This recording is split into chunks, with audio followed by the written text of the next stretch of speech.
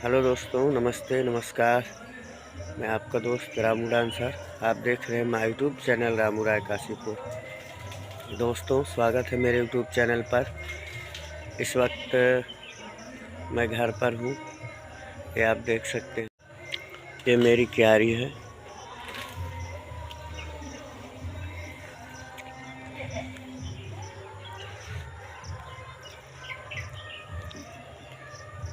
दोस्तों, आज के इस वीडियो में बात करूँगा 5 तारीख 10वां महीना सन 2022 का प्रोग्राम, हमारे माननीय विनोद डांसर जी की नौटंकी का प्रोग्राम किस जगह पर है और कहाँ है। तो आइए आपको पूरा पता बताते हैं।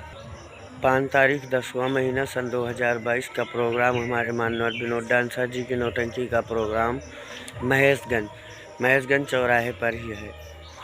महेशगंज थाना, तहसील कुंडा, प्रतापगढ़। महेशगंज चौराहे पर ही हमारे माननीय विनोद डांसर जी की नौटंकी का प्रोग्राम है।